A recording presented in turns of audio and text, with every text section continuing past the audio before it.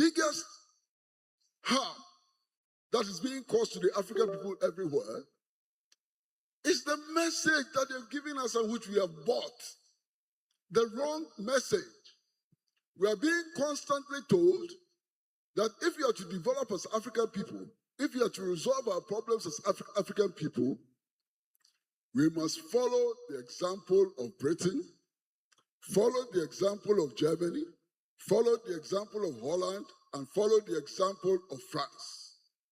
My brothers and sisters, I tell you from the bottom of my heart that to follow these examples is to head straight to doom. Those are not examples for us today. And why are they not examples for us today?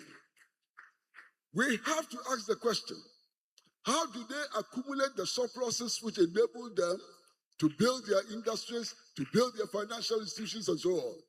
They accumulated these surpluses through slavery, through colonialism, through stealing, plunder, and so on.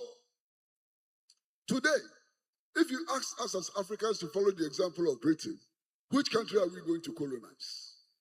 Which people are we going to enslave? Which resources are we going to steal? That option is not available to us as Africans. The option of enslaving others is not available to us. The option of stealing resources from other places is not available to us.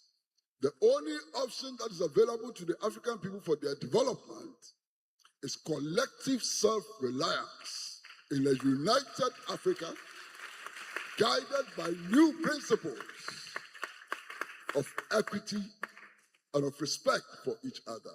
Colonialism, capitalism is not an option for the African people. And this is a story that our history tells very clearly. Hey y'all, do me a favor and like and subscribe. It helps out big time in the algorithm. Click the bell as well for notifications when videos drop.